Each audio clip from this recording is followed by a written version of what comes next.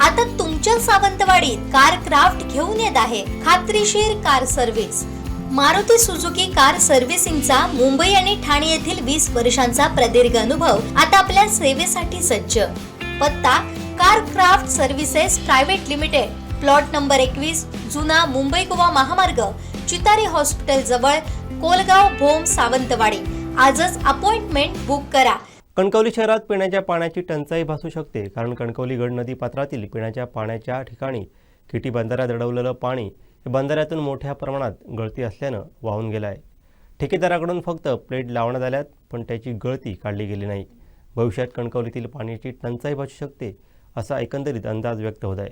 याचा आढावा घेतलाय आमचे कणकवली प्रतिनिधी उमेश बुचडे यांनी। पाहूयात।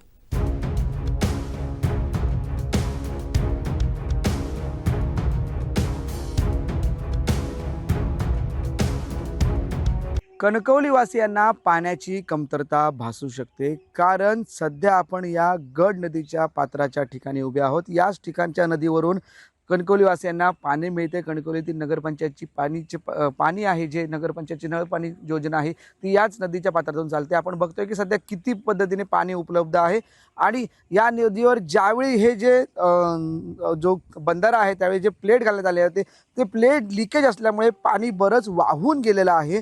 इथले स्थानिक नागरिकांचं म्हणणं आहे की एप्रिलपर्यंत हे पाणी पात्र भरलेलं असतं, पण आता बघतोय की मार्च एंडिंग आहे, म्हणजे आज 30 तारीख आहे आणि 30 तारखेला जवळजवळ पाऊस यायला बराच 2-3 महिने बाकी, तरी हे पाणी वाहून गेलं आहे। थोडकंच पाणी सध्या शिल्लक आहे आणि लिकेज खूप आहे, त्यामुळे या लिकेजमुळे पाणी बरंच वाहून गेलं। तसंच त्यामुळे असं काही स्थानिक नागरिकांचं म्हणणं आहे। आणि नेमकं या प्लेट कशासाठी घातल्यात, लिकेज असेल तर कशासाठी घातल्यात, संबंधित विभागाने फक्त ठेकेदाराला पाठीशी घालण्याचं काम करतंय काय, ठेकेदारांची फक्त तात्पुरती इथे जी डागडुजी करतात आणि निघून जात आहेत। आपण बघतोय प्लास्टिक पिशव्या देखील लावण्यात आलेल्या आहेत, आणि हे पूर्ण सगळं पाणी बघतोय की वाहून पुढे जात आहे। आणि जी नळ पाणी योजना आहे, जी करकीची कोंड या ठिकाणी जी आहे, तिथे देखील पाणी आता थोड्या प्रमाणात शिल्लक आहे। एकंदरीत जर बघितलं तर कणकवलीवासियांना मे महिन्यापर्यंत, मेच्या एंडिंगपर्यंत पाणी पुरायला पाहिजे। त्यामुळे ही जी पाणीचा साठा आहे तो मुबलकच उपलब्ध आहे, पाणी जपून वापरण्याची गरज आहे। नगरपंचायत प्रशासन दरवेळी पाणी नसेल या नदीमध्ये तर शिवडाव धरणाचं पाणी सोडावं यासाठी प्रयत्न करते, पाठपुरावा देखील करते, पत्र देखील पाठवते, तशी प्रोव्हिजन होईल देखील। पण सध्या बघतोय की पाणी सध्या मुबलक उपलब्ध आहे, आणि हे सगळं पाणी या नदीच्या केटी बंधाऱ्यातून वाहून पुढे जात आहे। त्यामुळे अडवण्याची गरज होती, पण अडवलं देखील असलं तरी बघतोय की या जे प्लेट आहेत त्यामुळे लिकेज असल्यामुळे पाणी पुढे वाहून जाते, त्यामुळे नुकसान हे नागरिकांचं होतं।